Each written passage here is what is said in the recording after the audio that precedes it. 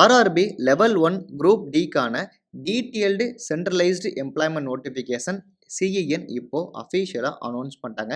இந்த நோட்டிஃபிகேஷனில் எக்கச்சக்க இம்பார்ட்டன்ட் பாயிண்ட்டை ரொம்ப கிளியராகவே அப்டேட் பண்ணியிருக்காங்க. இதை பற்றின எல்லா இன்ஃபர்மேஷன்ஸ் நம்ம டீட்டெயில்டாக பார்க்கலாம். இந்த வீடியோவை ஃபுல்லாக பாருங்கள். நிறைய பாயிண்ட்ஸ் ரொம்ப ரொம்ப இம்பார்ட்டண்ட்டாக இருக்குது. எல்லா இன்ஃபர்மேஷன்ஸ் இங்கே டீட்டெயிலாக தெரிஞ்சுக்க முடியும். பிஃபோர் தட் நம்ம சேனலை சப்ஸ்கிரைப் பண்ணி பக்கத்தில் இருக்கிற பெல் ஐக்கானை ப்ரெஸ் பண்ணி ஆல்னு செட் பண்ணிக்கோங்க. அப்போ தான் நம்ம போகிற அஃபீஷியல் டீட்டெயில்டு இன்ஃபர்மேஷன்ஸ் தெளிவாக உங்களுக்கு வந்து சேரும். இப்போ இந்த ஆர்ஆர்பி குரூப் டி லெவல் 1க்கு நீங்கள் எப்போலேருந்து அப்ளை பண்ணலாம் அப்படின்னா 23/1/2025 22/2 அதாவது பிப்ரவரி 22 வரைக்கும் நீங்கள் ஆன்லைன் மூலியமாக மட்டும்தான் அப்ளை பண்ண முடியும். ஸோ நீங்கள் ப்ராப்பராக உங்களோட மொபைல் நம்பர், உங்களோட இமெயில் இதெல்லாம் யூஸ் பண்ணி நீங்கள் ஒரு அக்கௌண்ட்டை க்ரியேட் பண்ணி உங்களோட டீட்டெயில்ஸ், உங்களோட ஃபோட்டோ, சிக்னேச்சர் எல்லா இன்ஃபர்மேஷன்ஸ் ரொம்ப நீங்கள் ப்ராப்பராக பண்ணணும். அதை பற்றின எல்லா டீட்டெயிலுமே தெளிவாக கொடுத்துருங்க. அதையும் நான் உங்களுக்கு வீடியோவோட எண்ட் ஆஃப் த டைம் எல்லாமே நான் கிளியராக சொல்கிறேன். ஸோ ஃபுல்லாக பாருங்கள். ஸோ த டேட் லாஸ்ட் எப்போன்னா உங்களுக்கு 22/2 பிப்ரவரி. ஸோ இது லெவல் 1 வேகன்சி. கிட்டத்தட்ட ரொம்ப வருஷம் கழிச்சு வரதுனால ஏஜ் ரிலாக்ஸேஷனுமே இருக்குது. ஸோ மொத்தமாக பார்த்தீங்க அப்படின்னா 32,438 வேகன்சிஸ் இருக்குது. அதில் எல்லா ரீஜன்ஸுக்கு அந்த வேகன்சி கொடுத்துருக்காங்க. ஸோ ஜென்ரலாக பார்த்தீங்கன்னா ஏஜ் லிமிட் அப்படிங்கிறது 18லேருந்து 33 வரைக்கும் தான் இருக்கும். இந்த தடவை பார்த்தீங்கன்னா ஸோ டியூ டு இந்த COVID-19 சுச்சுவேஷனால் ஆப்பர்ச்சுனிட்டியை மிஸ் பண்ணவங்களுக்குமே இப்போ ரிலாக்ஸேஷன் கொடுத்து ஸோ 18லேருந்து 36 அப்படிங்கிற உங்களுக்கு ஏஜ் லிமிட்டாக மாற்றிருக்காங்க. இது ரொம்ப டீட்டெயிலாகவே அவங்க எந்த தேதியிலேருந்து இங்கே பிறந்திருந்தால் அப்ளை பண்ணலாம் அப்படிங்கிறதுமே ரொம்ப கிளியராக கொடுத்துருக்காங்க. இதோட official notification PDF copy plus application online எல்லாமே டிஸ்கிரிப்ஷனில் நம்ம சேனல் பாக்ஸில் இருக்கும். கண்டிப்பாக நீங்கள் செக் பண்ணி பாருங்கள். ஸோ இனிஷியல் பேசிக் பே உங்களுக்கு 18,000 ப்ளஸ் அலோவன்ஸ் உங்களுக்கு எல்லாமே வரும். மொத்தமாக 32,000க்கு மேலே இருக்கிற வேகன்சிஸ் இப்போ இருக்குது. ஆஃப்டர் அப்ளை நீங்கள் அப்ளை பண்ணதுக்கப்புறமா ஏதாச்சும் நீங்கள் மாடிஃபிகேஷன் பண்ணணும் அப்படின்னா அதுக்கான லாஸ்ட் டேட் அப்படிங்கிறது 6/3/2025. இதுக்குள்ளார நீங்கள் ஏதாச்சும் மாடிஃபிகேஷன் பண்ணணும் அப்படின்னு நினச்சிங்கன்னா நீங்கள் மாடிஃபிகேஷன் பண்ணலாம். மொத்தமாக 3 ஸ்டேஜ் ஆஃப் எக்ஸாமினேஷன்ஸ் இருக்கும். ஸோ ஃபஸ்ட்டு பார்த்தீங்கன்னா single stage computer based test, அதாவது உங்களோட 10th குவாலிஃபிகேஷன் அடிப்படையில் இருக்கிற ஒரு கேள்வி பதிலை வச்சு தான் உங்களுக்கு இந்த சிபிடி நடத்துவாங்க. இதுக்கப்புறமா ஒரு ஃபிசிக்கல் எக்ஸாம் டெஸ்ட் அப்படிங்கிறது இருக்கும். இதுக்கப்புறம் டாக்குமெண்ட் வெரிஃபிகேஷன், அதுக்கப்புறம் மெடிக்கல் எக்ஸாமினேஷன். இந்த சிங்கிள் ஸ்டேஜ் கம்ப்யூட்டர் பேஸ்டு எக்ஸாமுக்கு பார்த்தீங்கன்னா 1/3 ஆஃப் த நெகட்டிவ் மார்க் உண்டு. ஸோ நீங்கள் ஒரு கேள்வி தப்பாக எழுதுனீங்கன்னா உங்களோட ரைட்டான ஆன்சரில் 1/3 ஆஃப் த மார்க்கை ரெடியூஸ் பண்ணுவாங்க. ஸோ எப்பயுமே இந்த மாதிரி நெகட்டிவ் மார்க் உள்ள எக்ஸாம் நீங்கள் அட்டன் பண்ணுறீங்க அப்படின்னா முடிஞ்ச அளவுக்கு தெரிஞ்ச கேள்விக்கு மட்டும் ப்ராப்பராக பதில் பண்ணிட்டு வரதான் சிறந்தது. ஸோ நீங்கள் தப்பான கேள்வி எழுதிங்கன்னா உங்களுக்கு 1/3 ஆஃப் த நெகட்டிவ் மார்க் அப்படிங்கிறது குறையும். ஸோ மெடிக்கல் டெஸ்ட்டில் ஒரு முக்கியமான பாயிண்ட், கண்ணாடி போட்டவங்க அப்ளை பண்ணலாமா வேணாமா அப்படிங்கிற ஒரு டவுட் நிறைய இருக்கும். இதில் மெடிக்கல் ஸ்டாண்டர்டில் A2, A3, B1, B2 ரொம்ப தெளிவாக சொல்லிட்டாங்க. வித்து கிளாஸ் உள்ளவங்களுக்கு A2. ஸோ இந்த மாதிரியான ஒரு ஸ்பெக்கை தெளிவாக கொடுத்துட்டாங்க. ஸோ நீங்கள் மெடிக்கல் எக்ஸாம் போகிறீங்க அப்படின்னா வித்து கிளாஸில் இந்த டிஸ்டன்ஸ் விசன் இருந்தாலும் நீங்கள் இதுக்கு அப்ளை பண்ணலாம் அப்படிங்கிற பாயிண்ட்டை கிளியராக சொல்லிட்டாங்க. அண்ட் தென் ஃபிசிக்கல் ஃபிட்னஸ் பொறுத்தவரை அவங்க சொல்லியிருக்கிற ஸ்டாண்டர்டை நீங்கள் கிளியர் பண்ணால் மட்டும்தான் இந்த ஃபிசிக்கல் எக்ஸாம் டெஸ்ட்டை நீங்கள் கிளியர் பண்ண முடியும். அந்த எக்ஸாம் என்ன அப்படிங்கிறத நம்ம தெளிவாக பார்க்கலாம். ஸோ இப்போ நார்மலாக பார்த்தீங்கன்னா நான் முன்னாடியே சொன்ன மாதிரி 18லேருந்து 33 உள்ளவங்க மட்டும் தான் அப்ளை பண்ண முடியும். பட் இந்த சென் 8/2025 நோட்டிஃபிகேஷன்ஸ் பொறுத்தவரை 18லேருந்து 36 வயது உள்ளவங்க மட்டும் நீங்கள் அப்ளை பண்ணலாம். ஜென்ரலாக பார்த்தீங்கன்னா SC ST பிரிவினருக்கு எப்பயுமே 5 இயர்ஸ் ரிலாக்ஸேஷன் கண்டிப்பாக உண்டு. அதே மாதிரி ஓபிசி நான் கிரீமி லேயர் சர்டிஃபிகேட் இருந்தாலும் உங்களுக்கு 3 வருஷம் ரிலாக்ஸேஷன் அப்படிங்கிறது உண்டு.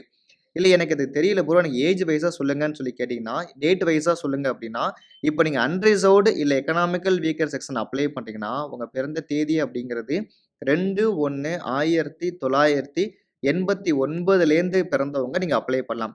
இப்போ நீங்கள் ஓபிசி நான் கிரீமி லேயருக்கு அப்ளை பண்ண போகிறீங்க அப்படின்னா 2/1/1986க்கு அப்புறம் பிறந்தவங்க கூட நீங்கள் அப்ளை பண்ணலாம். ஃபார் SC ST வகுப்பினருக்கு 2/1/1984லேருந்து பிறந்தவங்க கூட நீங்கள் அப்ளை பண்ணலாம். இதுக்கு முன்னாடி பிறந்தவங்க மட்டும் தான் நீங்கள் எதுக்கு அப்ளை பண்ண முடியாது. ஸோ இந்த ஏஜ் தான் உங்களுக்கான டேட், அதாவது லிமிட்.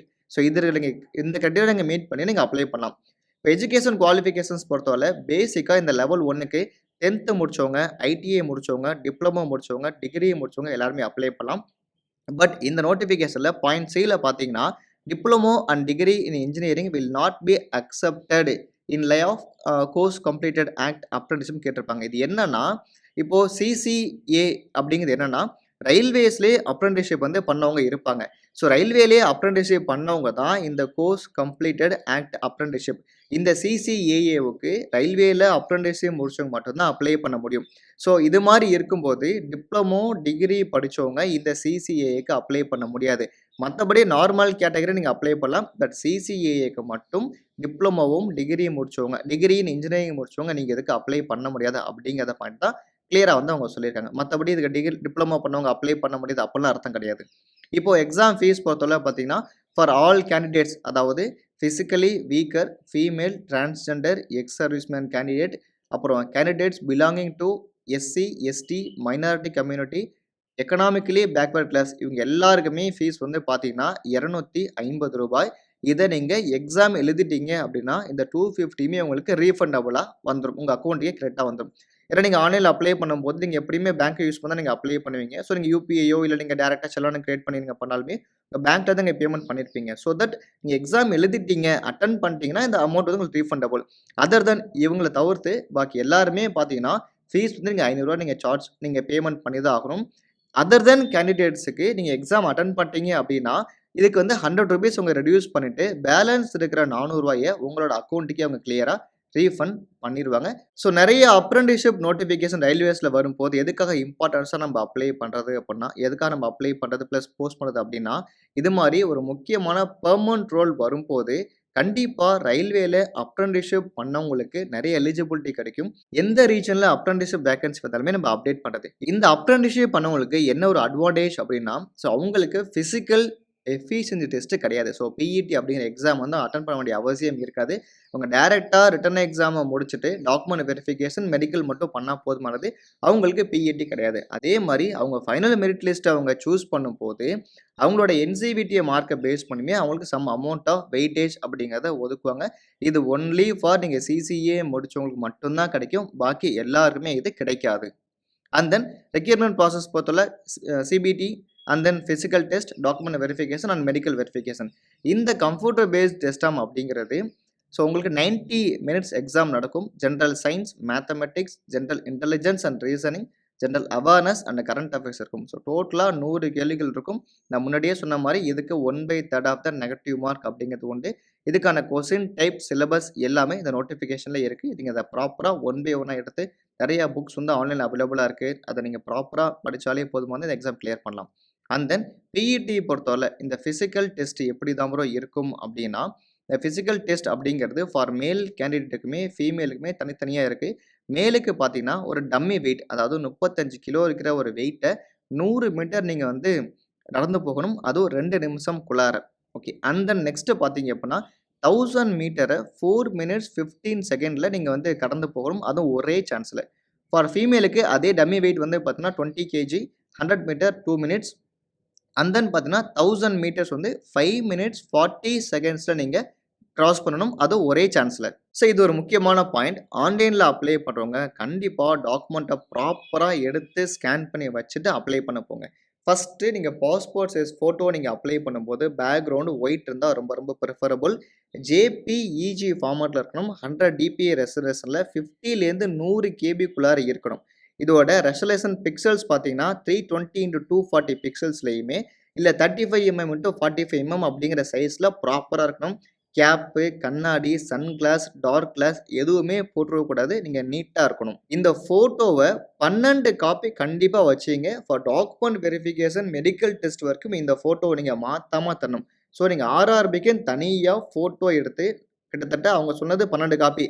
நீங்க அட்லீஸ்ட் ஒரு 20 காப்பியாச்சும் நீங்க தாராளமா கையில வச்சுக்கங்க. அண்ட் தென் சிக்னேச்சர் பொறுத்தவரைல ஒயிட் பேப்பர்ல பிளாக் இங்க் பென்ல மட்டும் தான் இருக்கணும். இதோட சைஸ் வந்து 30 to 50 KB இருக்கணும். So 140x60 pixels preferable.